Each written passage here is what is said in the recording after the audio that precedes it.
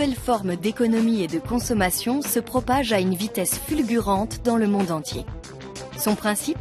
Échanger au lieu d'acheter, emprunter au lieu de posséder. En un mot, partager. Cette tendance est connue sous le nom de sharing economy.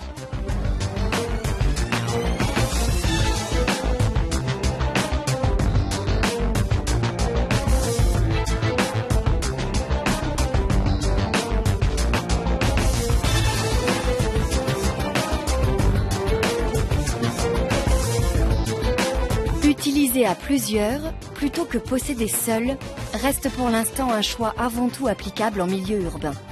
Mais les plateformes en ligne de mutualisation et d'échange ont fait naître l'espoir d'une révolution économique pour tous. Car ce marché à forte croissance porté par la technologie repose aussi sur la participation de chaque individu. Berceau de l'économie du partage, San Francisco a vu naître et se développer les premiers modèles d'entreprise inspirés des technologies numériques.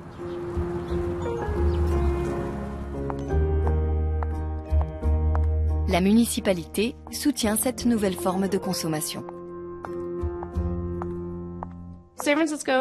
San Francisco se veut la capitale mondiale de l'innovation. Il est donc normal pour nous d'être ouverts à ces changements. Si nous sommes les champions de l'innovation et si autant d'entreprises s'implantent ici, c'est grâce à notre main-d'œuvre talentueuse et diversifiée. Nos résidents sont les premiers bénéficiaires de la sharing economy. Ils veulent que nous nous engagions dans cette voie. Et de notre point de vue, ils constituent aussi notre meilleur atout pour attirer les entreprises, car ils font la force de notre économie. Nous suivons donc le mouvement en cherchant comment accompagner au mieux les bouleversements engendrés par ce secteur.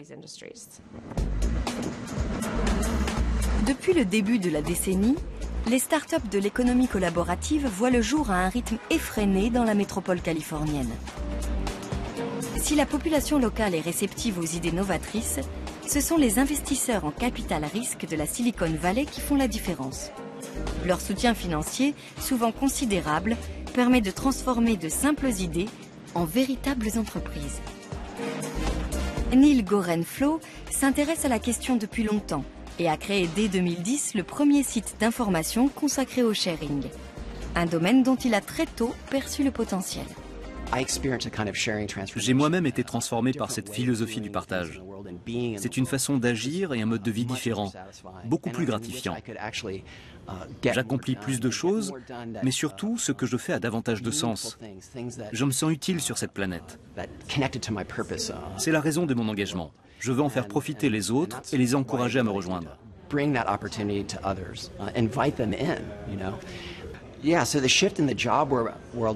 On constate une évolution dans le monde du travail. Environ 40% des Américains ont à présent une activité indépendante. Quelle que soit sa nature, cela signifie qu'une grande partie de la société est constituée d'individus qui travaillent au moins en partie à leur compte. Ils peuvent être micro-entrepreneurs, gagner de l'argent grâce à Airbnb ou Sidecar, ou encore louer leur voiture sur Relay Rides. À San Francisco, de nombreux particuliers partagent désormais leurs véhicules privés grâce au site Relay Rides. Les pouvoirs publics ont adapté le cadre réglementaire, notamment en matière d'assurance, pour permettre le bon fonctionnement de ce service. Gabriel Pavelko met régulièrement sa petite voiture en location et en retire un complément de revenus qui couvre ses dépenses automobiles.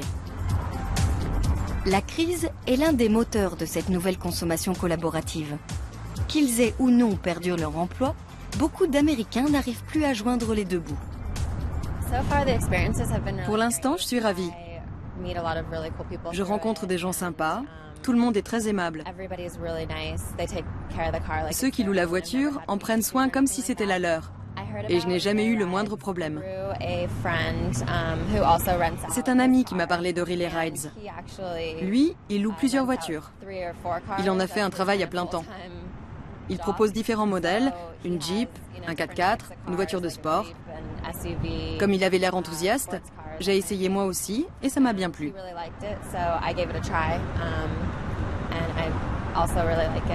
C'est très facile, il n'y a rien à faire. Parfois, les gens ont juste besoin d'aller faire des courses. Et sans voiture, c'est compliqué. Alors ça leur facilite la vie d'être motorisés pendant quelques heures. Je considère que ma voiture appartient à la collectivité et elle se finance toute seule grâce à Relay Rides. En plus, c'est bon pour l'environnement de limiter le nombre de véhicules en circulation en les partageant. Certains louent leur voiture par nécessité économique plutôt que par idéalisme. Encore faut-il posséder un véhicule. Les plus démunis n'ont pas cette possibilité. À San Francisco, la sharing economy crée des emplois de deux façons. D'abord, les entreprises elles-mêmes grandissent, recrutent et acquièrent de nouvelles technologies pour développer leur activité au sein du secteur. Mais cet essor permet aussi à d'autres entrepreneurs de créer ou de renforcer leur structure à San Francisco. Si un plombier, un boulanger ou une femme de ménage veut se lancer à son compte, l'économie collaborative lui offre des outils pour faire sa promotion, se constituer une clientèle et la gérer. C'est la dernière idée en vogue. Chacun peut créer sa micro-entreprise et gagner de l'argent en faisant prospérer une activité qui lui plaît, une aspiration universelle. Le système se veut profitable pour tous. La start-up Zaarly, dont le nom évoque un bazar virtuel, s'est ainsi spécialisée dans les services de proximité. Voici comment ça se passe. Nous envoyons nos collaborateurs spécialisés dans chaque ville pour y repérer les prestataires de services de proximité les plus talentueux. Ils en rencontrent 500 à 1000 par semaine et en retiennent environ 2%, le haut du panier. Ils leur disent « On a entendu parler de vous de telle ou telle façon et on pense que vous feriez un tabac sur notre plateforme. On va vous aider à être aussi convaincant dans le monde virtuel que dans le monde réel et à faire grandir l'entreprise dont vous avez toujours rêvé. Notre objectif en interne est d'aider les gens à gagner de l'argent grâce à ce qu'ils aiment faire. Le meilleur moyen d'y parvenir, c'est d'identifier ces professionnels pleins de talent qui ne sont pas encore appréciés à leur juste valeur ou ne savent pas tirer parti de la technologie. Notre équipe marketing les aide à se présenter sous leur meilleur jour. Nous disposons aussi d'une grande liste de diffusion. Nous assurons leur communication et en échange, nous prenons une commission sur les transactions qui passent par Zaarly. L'économie collaborative a favorisé le développement de l'entreprise individuelle.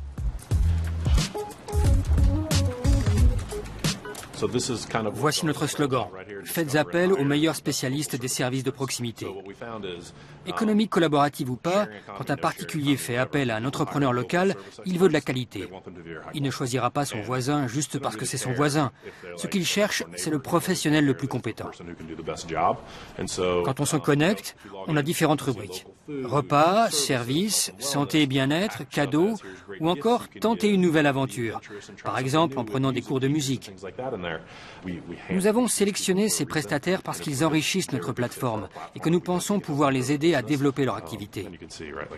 Cette page illustre bien les côtés sympas de Zaarly. Mettons que vous vouliez trouver quelqu'un d'expérimenté pour réaliser vos photos de famille, à l'occasion d'une remise de diplôme ou des fêtes de fin d'année. Après avoir consulté les présentations de ces professionnels, leurs vitrines, il faut que vous vous sentiez suffisamment en confiance pour avoir envie de faire appel à l'un d'eux. C'est à nous de faire en sorte que le client se dise sereinement « Je veux que cette personne vienne chez moi prendre mon bébé en photo ». On ne veut pas risquer de tomber sur un pervers dans un cas comme celui-là. C'est le fond de notre travail, créer cette relation de confiance en ligne pour la monétiser hors ligne. La plupart des transactions se font en personne après une prise de contact sur la plateforme. Il y a peu d'entreprises qui savent exploiter cette dynamique.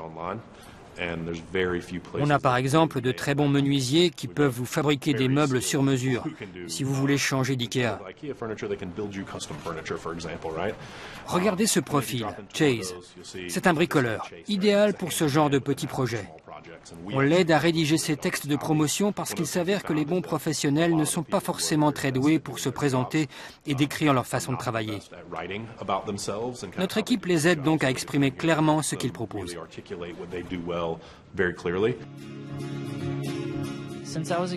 J'ai toujours eu un tempérament créatif, mais je n'aurais jamais imaginé pouvoir gagner ma vie comme ça. Certaines micro-entreprises diffusent déjà de petits films publicitaires sur Zaarly pour faire connaître leurs services. Fabriquer des meubles n'est pas seulement mon travail, c'est ma passion. Chaque meuble a une signification particulière pour moi. C'est une création unique, réalisée à la main, en bois massif. Et je sais qu'elle durera.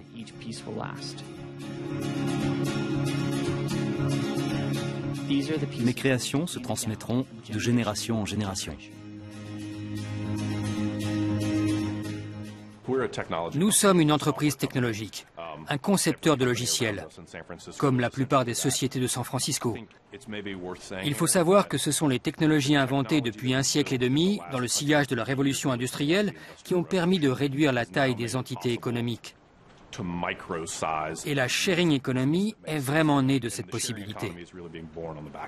Quand on fabriquait des pièces en usine, il fallait en produire 1 millier pour rentrer dans ses frais. Aujourd'hui, une mère de famille peut gagner de l'argent en préparant 3 gâteaux. Tout ça, c'est grâce à la technologie. Mais pour que ça fonctionne, il faut rapprocher l'offre et la demande. C'est ce qu'on essaie de faire. On exploite les technologies pour mettre en relation ces deux parties du marché qui se cherchent.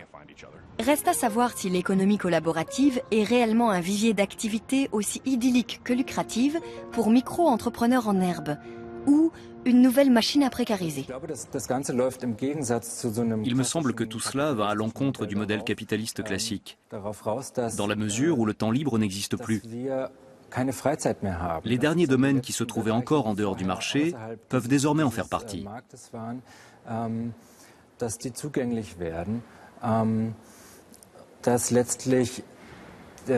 L'individu dans sa totalité est devenu plus que jamais un homo economicus. Après tout, le néolibéralisme repose sur cette devise. Sois toi-même, vends-toi, montre ce que tu sais faire et exploite-le. Ce sont des injonctions très différentes de celles du capitalisme, qui décrète « tu m'appartiens de 9h à 17h, le reste du temps, tu peux faire ce que tu veux ».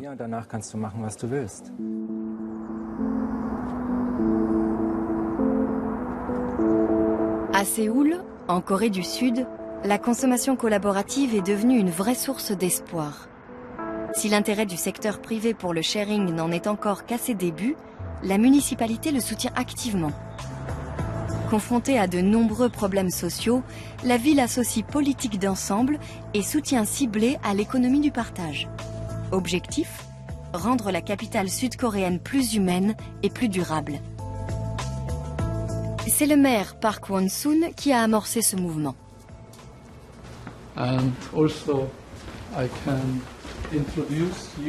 Venez, je vais vous montrer. Cette partie de la pièce est un peu particulière. J'ai annoncé publiquement que Séoul était désormais la capitale de l'agriculture urbaine.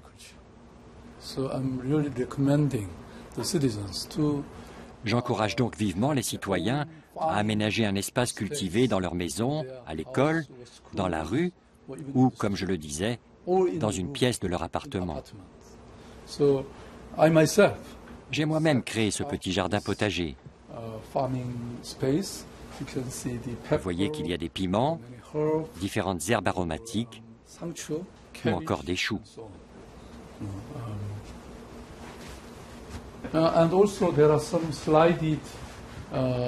Par ici, les bibliothèques sont inclinées. C'est un symbole du contraste entre les riches et les pauvres, de l'opposition entre les classes ou encore de certaines querelles régionales. Vous savez, la gauche et la droite, les conflits idéologiques.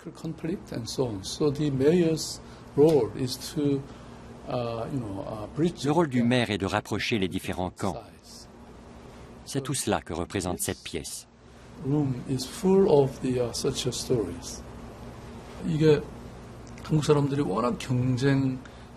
Parallèlement au développement rapide de l'économie et d'un système ultra concurrentiel, les Coréens sont soumis à un immense stress social. Cependant, grâce à la consommation collaborative et au vivre ensemble, les gens peuvent acquérir un sens de la communauté et ainsi se rapprocher les uns des autres. Cela leur permet aussi d'entrapercevoir le secret du bonheur. Nous nous sommes dit que grâce à la jouissance commune de ressources, de produits ou de lieux, il était peut-être possible de changer nos modes de vie et de donner corps à une économie durable et à une ville idéale. C'est pour cela que nous promouvons la consommation collaborative.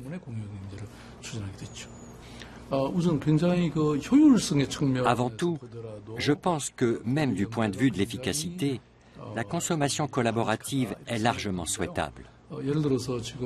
Par exemple, par le passé, les habitants de Séoul avaient de grandes familles, avec 5 à 7 personnes au sein d'un même foyer. C'est ainsi qu'ils vivaient, dans de grandes maisons. Aujourd'hui, par contre, la moitié de la population vit seule ou à deux. Ces gens n'ont pas besoin d'autant d'espace. C'est pour cela qu'il faut le partager. Apôtre infatigable de l'économie collaborative, Monsieur le maire s'efforce de convertir peu à peu ses administrés. En septembre 2012, la municipalité a ainsi lancé un grand programme, le Sharing City Séoul. Le marché du logement très tendu est notamment en ligne de mire.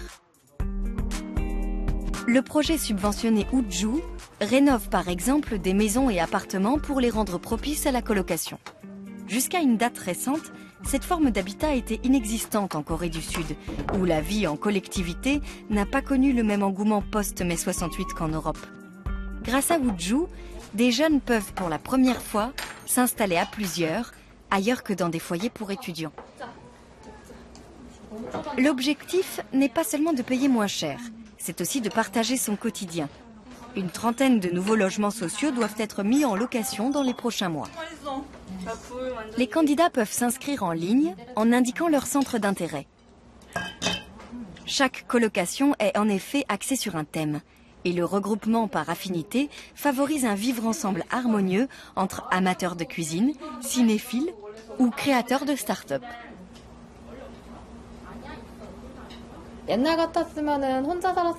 À l'époque, lorsque je vivais seule, je mangeais mal et je pouvais passer des journées entières sans parler à personne. Alors je me sentais seule. Mais maintenant que j'ai des colocataires, je mange avec elles, je discute avec elles et je partage mes loisirs avec elles.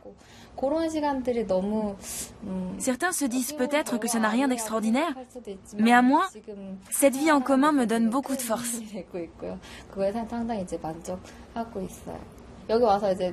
En faisant la connaissance de mes colocataires, j'ai pu découvrir ce qu'elles aimaient. En vivant avec elles, je vois ce qui les intéresse, ce qu'elles aiment faire et étudier.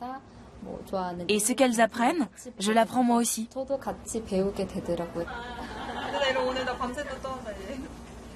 Cuisine, salon et salle de bain sont communs, ce qui explique la modicité des loyers. Le projet Uju attire aujourd'hui plus de candidats qu'il n'a de place à offrir.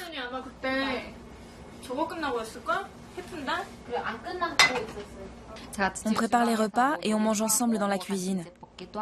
On regarde aussi la télé et des films ensemble. C'est notre espace de vie commun.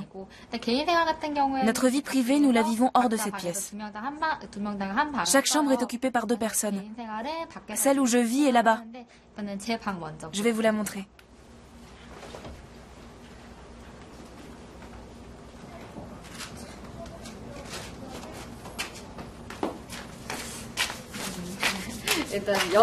Voici ma chambre. Je vais vous faire visiter.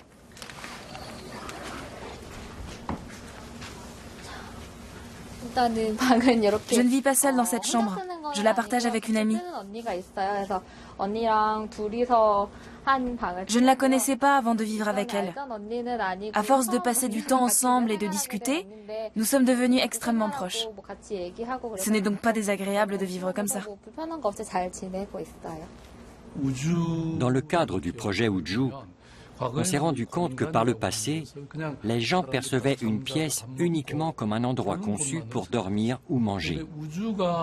Un espace de vie, selon Uju, ce n'est pas seulement des jeunes ayant des rêves ou une conception de la vie similaire qui se rassemblent et partagent un logement.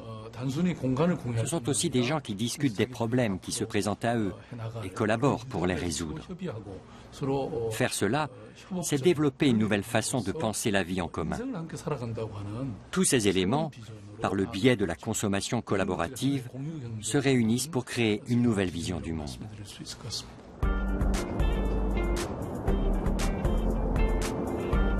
Les étudiants étant les plus touchés par la crise du logement, le gouvernement a écrit aux personnes âgées vivant seules pour les encourager à héberger des jeunes chez eux. Go Eun-ja, 66 ans, a accepté non sans hésitation et s'est affiliée à un service de sous-location. Elle vit seule dans un grand appartement depuis le décès de son mari il y a 1 an. Aujourd'hui, elle reçoit pour la première fois une jeune étudiante. Je n'ai pas toujours vécu seule comme maintenant. À force, je me sens un peu isolée. Ce n'est pas que je souhaite avoir de la compagnie en permanence, mais simplement avoir quelqu'un d'autre dans la maison me rassure. C'est la raison pour laquelle j'ai posé ma candidature. Je n'avais encore jamais rencontré l'étudiante qui est venue aujourd'hui. Elle a l'air sympathique et pourrait être ma petite fille. Je l'apprécie, mais je ne sais pas si c'est réciproque. Je comptais prendre un appartement, mais mes parents s'y sont opposés parce que je suis une femme. Et puis ça aurait coûté trop cher. Une de mes amies vivait en colocation, enfin en sous-location. Sur ses conseils, j'ai décidé de poser ma candidature auprès de la mairie d'arrondissement. Ça revient largement moins cher. Mais quand même, je me demande si je suis capable de vivre avec une inconnue. La dame que j'ai rencontrée aujourd'hui est très gentille et m'a l'air d'être quelqu'un de bien. Dans le capitalisme d'État coréen, ce soutien accordé à des projets collaboratifs pour des raisons sociales détonne quelque peu. En pointe sur les nouvelles technologies, la Corée du Sud dispose d'un excellent système scolaire, d'infrastructures ultramodernes et de grandes multinationales prospères. Mais derrière cette façade exemplaire se cache un pays déchiré. Régulièrement, des jeunes craquent sous la pression de leur famille, de l'école et de la société. Pour leur génération, la promesse de prospérité qui a longtemps accompagné l'ascension économique coréenne n'est soudain plus à l'ordre du jour. Résultat, le taux de suicide des moins de 25 ans est le plus élevé au monde. La plupart des tentatives se déroulent sur le pont de Mapo, qui enjambe le fleuve Han.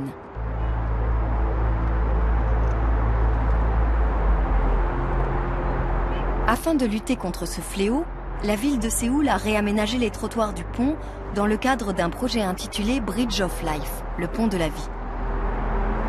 La rambarde a été agrémentée de messages encourageants et optimistes.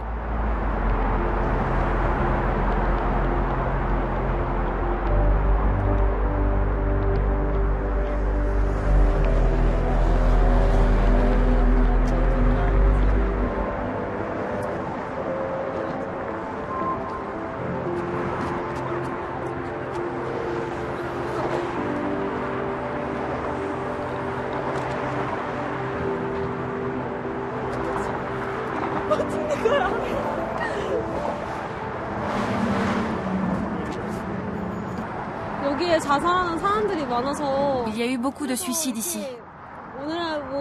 C'est pour cela qu'il y a des panneaux du style « Quand tu es à bout, regarde le ciel ».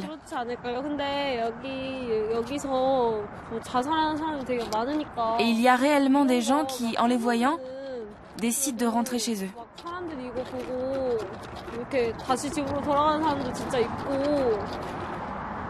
Dis quelque chose, toi.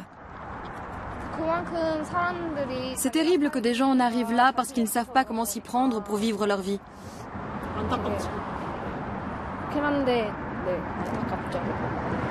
À divers endroits sur le pont, des postes d'appel d'urgence reliés à une ligne d'accueil téléphonique spécialisée ont également été installés.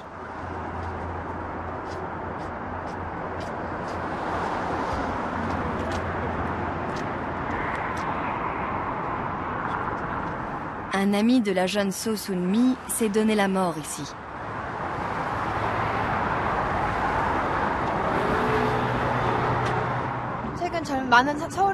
Aujourd'hui, à Séoul et en Corée en général, il y a beaucoup de jeunes qui ont du mal à trouver du travail et ont des difficultés financières. À cela s'ajoute le stress de la vie citadine et les soucis relatifs au mariage. Toutes ces choses conjuguées à un futur incertain et à la pression sociale poussent de nombreux jeunes à tenter de se suicider.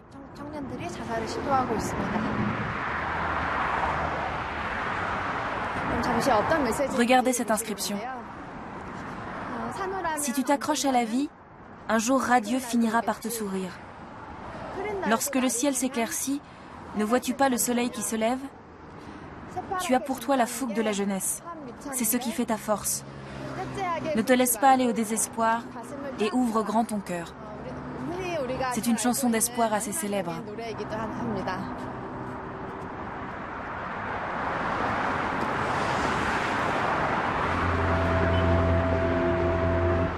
Ces 5 dernières années, environ 1 millier de suicides ont eu lieu sur les ponts de Séoul, dont une bonne centaine sur celui de Mapo.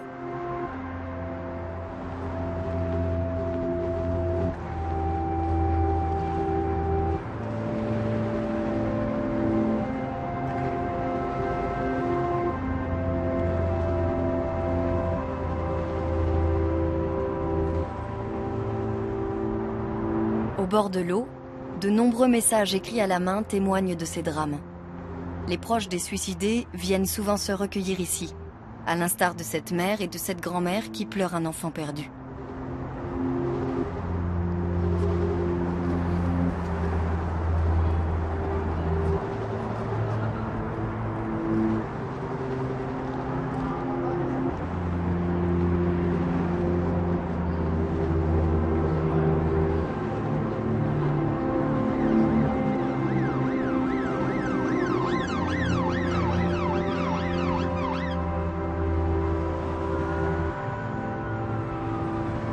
Ce jour-là, un jeune homme essaie d'escalader le parapet et de se jeter à l'eau. Une unité d'intervention dépêchée sur les lieux réussit heureusement à le sauver in extremis.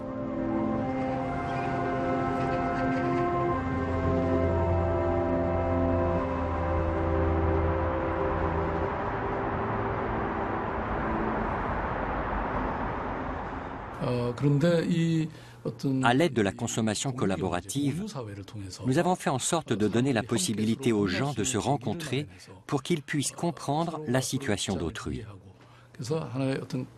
En renforçant leur sentiment d'appartenance à une communauté, nous avons contribué à fortement diminuer le nombre de causes poussant les gens au suicide. À Séoul en particulier, le suicide est causé par un sentiment de solitude et un isolement qui découlent de l'incapacité à surmonter certaines relations humaines. Park Hoon-soon est convaincu que la composante humaine du sharing peut apporter une solution à certains problèmes de société. So Soon-mi met à profit elle aussi ce que propose ce nouveau secteur. La consommation collaborative a actuellement le vent en poupe. Les activités qui en découlent prennent rapidement leur essor. De fait, toutes les activités dites de collaboration tendent à prendre de l'importance. Aujourd'hui, je vais participer pour la première fois à une expérience de social dining. La municipalité soutient financièrement une petite cinquantaine de start-up de l'économie collaborative et ce nombre ne cesse d'augmenter.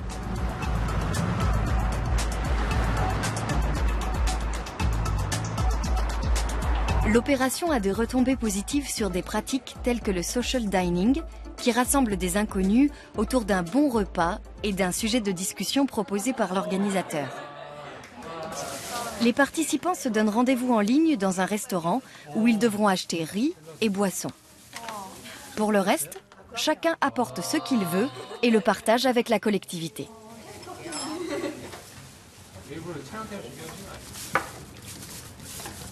Les jeunes surtout plébiscitent cette offre, contents de ne pas manger seuls.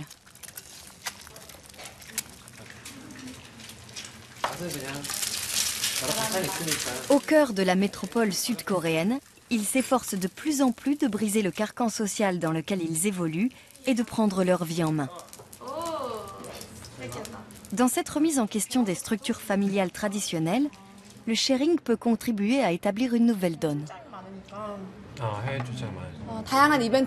Bien qu'il y ait à présent de plus en plus d'événements permettant aux gens de se rencontrer, la ville peut aussi être un lieu de solitude où l'on mange seul. Grâce au service de social dining Jibbap, les gens peuvent prendre part à des conversations tout en mangeant ensemble. Il ne s'agit pas uniquement de manger. J'aime le fait qu'on puisse faire de nouvelles rencontres, échanger et rencontrer les gens pour de vrai et non pas seulement sur Internet.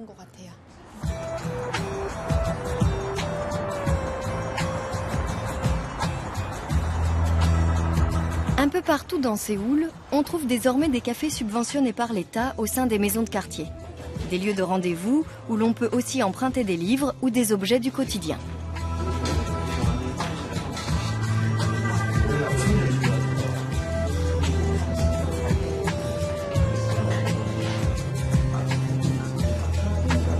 Outre les équipements domestiques, le matériel de camping est très demandé quand arrive le week-end.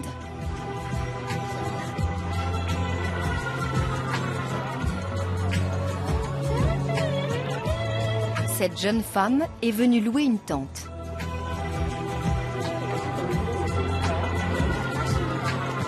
Il suffit d'inscrire son nom dans le registre pour emporter l'objet de son choix. Le maire de la ville place de grands espoirs dans ces nouvelles pratiques et espère y habituer progressivement ses administrés.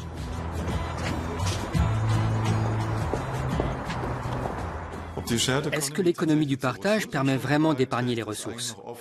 Rien n'est moins sûr. Tout dépend de ce qu'on appelle les effets rebonds. Imaginons que je choisisse de me passer de voiture et que j'utilise l'argent que j'ai économisé pour acheter toutes sortes d'autres produits que je vais utiliser. Dans ce cas, le sharing peut entraîner à son tour une consommation accrue des ressources. Mais on n'est pas encore fixé. Il faut étudier la question. Il s'agit de savoir à quel moment l'individu s'estime content de ce qu'il possède. Est-ce qu'il y a un plafond? L'une des motivations centrales pour le développement de cette consommation collaborative est la surabondance de biens. L'achat de nouveaux objets ne procure plus aucune satisfaction. En revanche, on est content d'acquérir, entre guillemets, de nouveaux contacts, ce que permet cette forme d'économie. On achète un droit d'utilisation et on fait en même temps connaissance avec quelqu'un.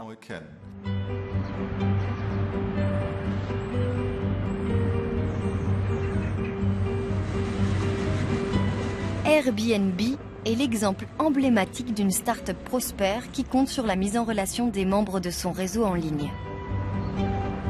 Ce pionnier de la sharing economy né à San Francisco permet de louer un logement chez des particuliers dans le monde entier. Nessen Blecharzik est l'un de ses fondateurs. On a monté cette entreprise à 3. Avant ça, on était colocataires et un jour, j'ai décidé de partir de l'appartement. Les 2 autres, Joe et Brian, venaient de démissionner de leur emploi et ne pouvaient pas payer le loyer à 2. Ils étaient tous les 2 designers et le week-end suivant avait lieu un colloque de design industriel à San Francisco. Comme tous les hôtels étaient pleins, ils ont eu l'idée de louer la chambre vide aux participants qui venaient chercher un hébergement pour l'occasion.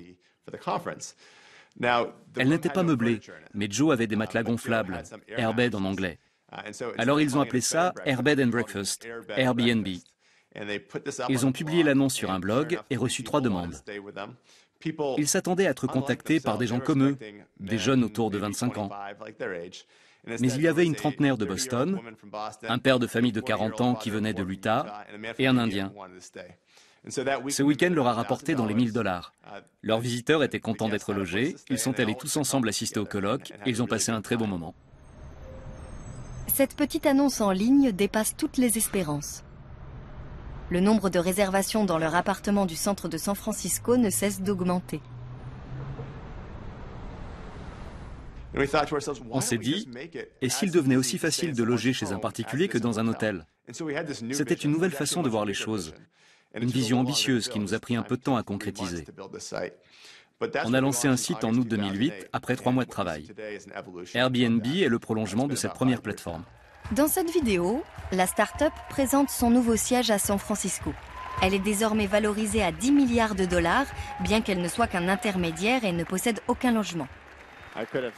Je ne pensais jamais qu'on réunirait 350 000 hôtes dans le monde entier en 5 ans. C'est fou ce qu'on a réussi tous ensemble.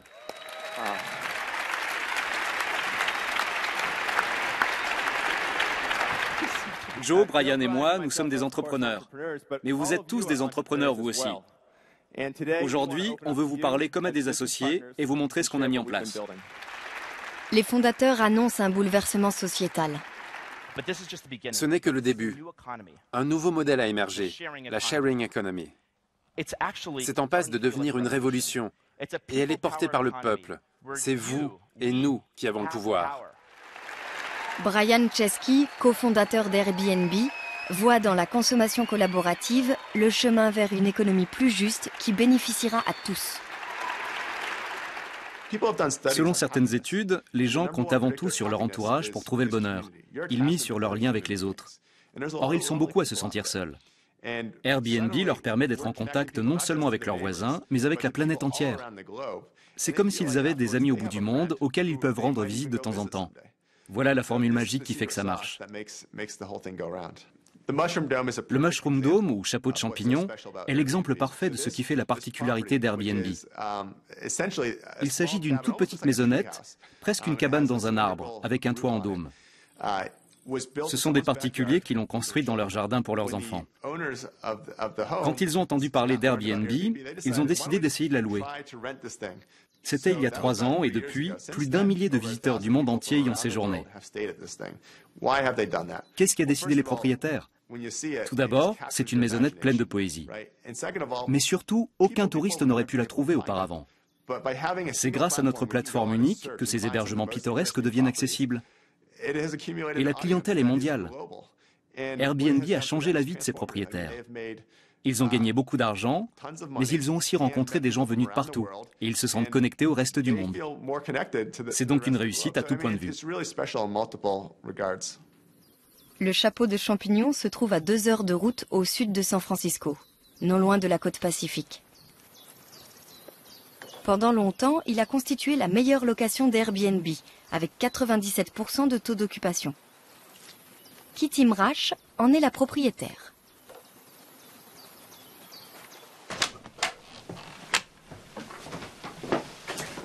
Voici la kitchenette, très compacte, avec tout ce qu'il faut pour préparer à manger. Par ici, on a un canapé-lit avec une table dépliante. Il y a des jeux et des CD. Et à l'étage, on a installé un lit très confortable avec un lecteur de DVD et un grand tiroir plein de films.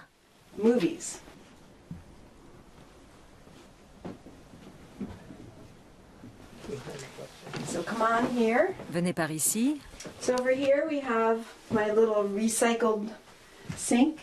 Ça, c'est un lavabo de récup et le petit meuble que j'ai fabriqué, les toilettes et la douche que j'ai construite aussi moi-même.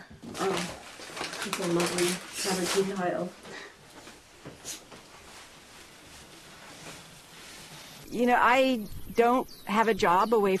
ne travaille pas à l'extérieur de la maison.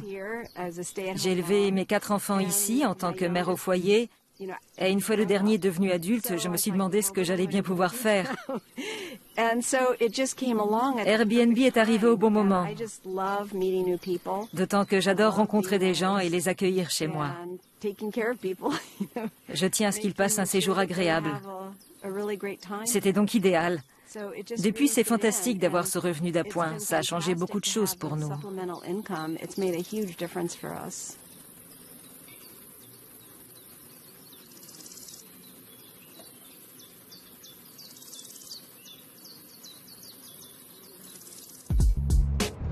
Airbnb est également en plein essor en Europe. Les hôtes créent un profil pour se présenter sur le site.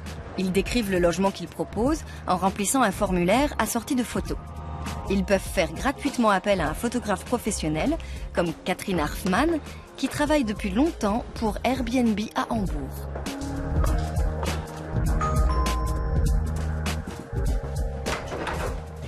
Bonjour. Bonjour Yann, je suis Catherine. Entre. Merci. Très chouette ici. C'est joli ça. C'est du papier peint? Oui, le plan de Hambourg en papier peint.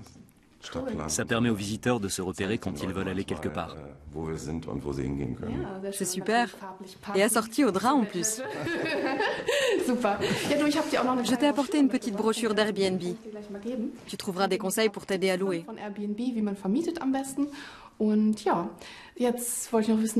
D'ailleurs, est-ce que tu loues seulement la chambre ou tout l'appartement? Seulement cette chambre. Très bien. Je vais faire des photos ici, dans la cuisine et dans la salle de bain. Tu veux bien me montrer où c'est? Par ici. La cuisine est sympa et bien claire. Le quartier est vraiment central en plus. Tu n'auras pas de mal à louer. Tu as déjà une petite expérience? Oui, enfin j'ai des amis qui font ça et pour qui ça marche bien. Super. La concurrence est une réalité. Elle est constamment présente, dans l'économie du partage comme ailleurs. C'est un peu comme pour un rendez-vous galant. Jusqu'où va-t-on pour se présenter sous son meilleur jour? Qu'est-ce que vous êtes prêt à raconter sur votre propre compte, sans mentir bien sûr, pour que les autres aient envie de louer votre appartement? C'est ça le contact social. Il ne s'agit pas seulement d'argent, il faut aussi que le courant passe. Est-ce que la personne vous paraît sympathique dans sa présentation? Dans le cas contraire, vous n'allez pas lui louer votre appartement alors que vous avez 9 autres demandes en attente. La plateforme met en relation les hôtes et les visiteurs, puis garantit le bon déroulement de la réservation. La location est payée par carte sur le site, Airbnb touchant une commission sur chaque location.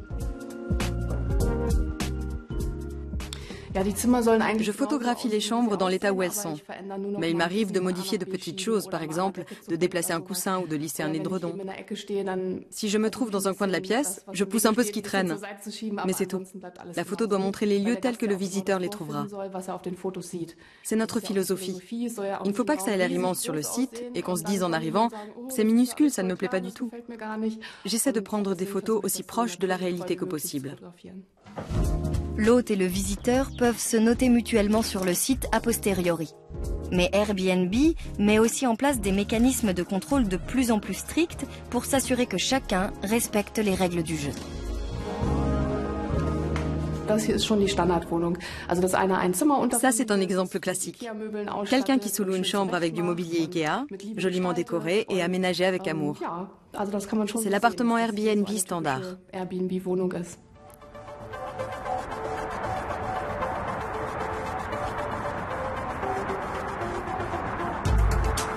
À Berlin et ailleurs, certains acteurs de l'économie traditionnelle voient d'un mauvais œil le développement rapide du sharing. C'est une menace, d'abord parce que ces appartements sont occupés par des clients, des visiteurs, sans qu'on sache très bien à combien ils vivent là-dedans. C'est aussi une concurrence déloyale pour le secteur de l'hôtellerie. Les professionnels doivent par exemple respecter la législation anti-incendie et tenir des registres conformément à la réglementation. Tout ceci devrait s'appliquer à ces locations touristiques ponctuelles, et ce n'est pas le cas.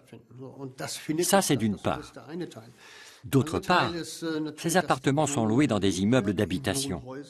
Les voisins voient donc passer tous les 2 ou 3 jours un nouvel occupant qu'ils ne connaissent ni d'Ève ni d'Adam.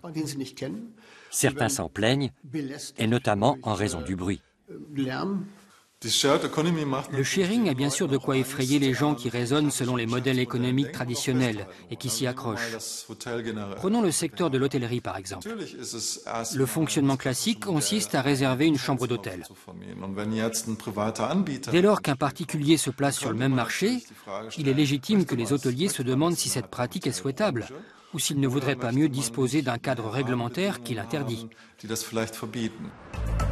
Face à la crise du logement et à l'augmentation des loyers, le Sénat de Berlin a interdit le détournement de l'usage normal des appartements. Une victoire partielle pour les hôteliers. À une époque où le marché du logement est de plus en plus tendu, nous avons considéré qu'il fallait nous pencher sur la question. Après enquête, il s'avère qu'entre 8 et 12 000 appartements à Berlin servent de location touristique occasionnelle. Et la volonté du pouvoir politique est de les réintégrer dans le marché locatif. Tant que l'appartement est la résidence principale d'une des parties à un bail, tout est en ordre. Mais s'il perd sa fonction première en étant sous-loué de façon répétée, plusieurs jours ou plusieurs semaines d'affilée, en droit allemand, il se transforme alors en location touristique à vocation commerciale. Et ce n'est pas souhaitable. Ici, comme dans d'autres grandes villes européennes, l'accueil réservé à la sharing economy est plus mitigé qu'aux États-Unis ou en Corée du Sud. Malgré cette hostilité, Nessen Blecharzik est venu à Berlin pour assister à l'une des réunions d'hôtes Airbnb qui s'y tiennent régulièrement.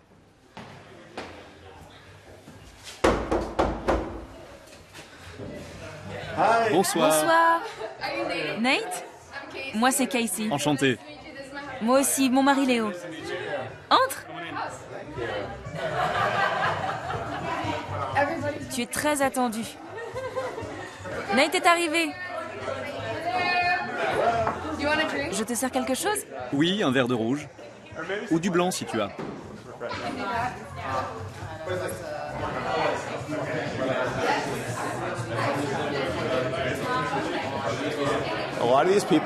Parmi ces gens, beaucoup sont hôtes Airbnb depuis 2 ans, voire plus. Ils ont accueilli de nombreux visiteurs et sont très enthousiastes. Pour moi, c'est très gratifiant de les écouter en parler. De penser que j'ai créé quelque chose qui a un effet sur leur existence, à l'autre bout du monde, et qui leur fait vivre des expériences enrichissantes. Merci d'avoir apporté toutes ces bonnes choses à manger. Il est temps d'en profiter. Prenez une assiette et servez-vous.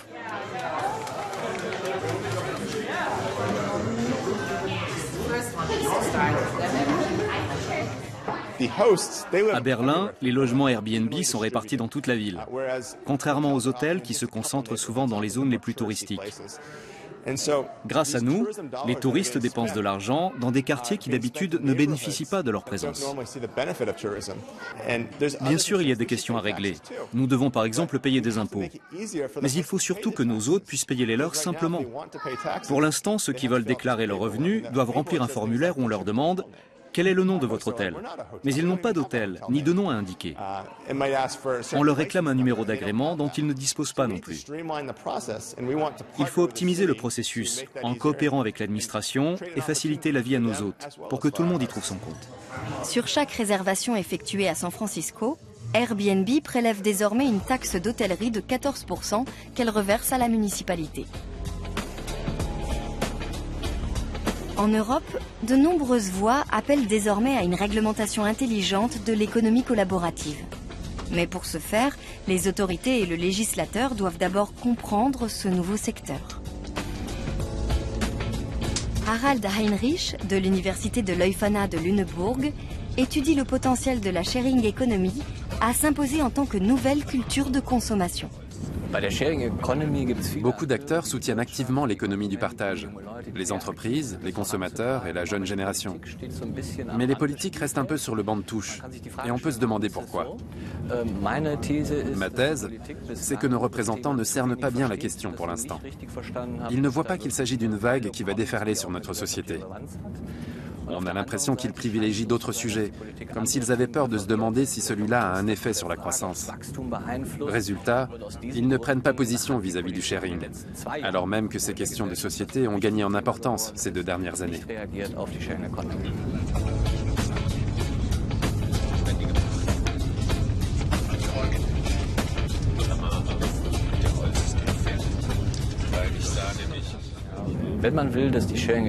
Si l'on souhaite que l'économie collaborative continue de se développer au lieu de rester cantonnée à une niche, si l'on veut qu'elle prenne de l'importance au sein de la société, il faut que le personnel politique s'investisse. Beaucoup de questions se posent en matière de fiscalité ou de droit des assurances concernant l'autopartage. Des questions de planification urbaine également, s'agissant par exemple des places de parking. Toutes ces questions sont politiques et il faut que le monde politique s'en saisisse. C'est la condition sine qua non pour que la sharing economy s'épanouisse pleinement. À côté de ces questions de planification et de réglementation, les pouvoirs publics peuvent également faire preuve de volontarisme en favorisant ce secteur. Aux États-Unis, on sait que la mise à disposition de capital risque et les mesures de soutien jouent un rôle clé dans la Silicon Valley. Cela permet aux startups qui ont des idées à mettre sur le marché de concrétiser leurs projets. Ici, ce n'est pas encore le cas, et les politiques sont vraiment au pied du mur. Harald Heinrich se rend à Berlin afin de participer à une table ronde du groupe parlementaire écologiste sur la numérisation et l'économie du partage. Pour la première fois, la question semble au cœur des préoccupations de la classe politique allemande. Les textes de loi sont souvent mal adaptés aux micro-entrepreneurs qui souhaitent développer sérieusement leur activité. Pour leur éviter d'éventuelles complications juridiques, les pouvoirs publics doivent agir.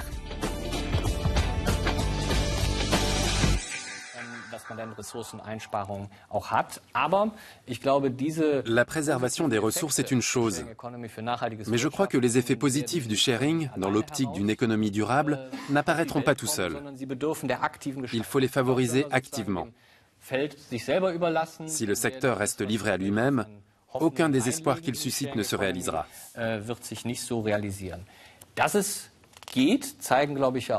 Les exemples de politiques menées à l'étranger nous montrent que ça marche. La municipalité de Séoul a mis sur pied un programme très ambitieux, il y a 1 ou 2 ans, pour promouvoir l'innovation sociale. Il faut que le grand public puisse faire confiance à ce système économique et aux entreprises qui proposent ces nouvelles offres, qu'il ait l'assurance qu'elles traitent leurs données sérieusement. On ne parle pas seulement de données à caractère personnel, mais aussi d'informations liées à leurs interactions en ligne, ce qui est encore plus délicat. Tant que ce n'est pas le cas, ces modèles économiques poseront problème. Le pouvoir politique a un rôle à jouer dans tout cela. Il doit contribuer à instaurer cette confiance, à faire adopter des politiques de protection des données adaptées. La grande question du big data concerne de nombreux modèles économiques, et il faut trouver des réponses de toute urgence. Selon moi, c'est la grande menace qui pèse sur le développement à venir de l'économie du partage. Il risque bien d'achopper sur le problème de la confiance, faute de politique et de réglementations adaptées. Je vous remercie.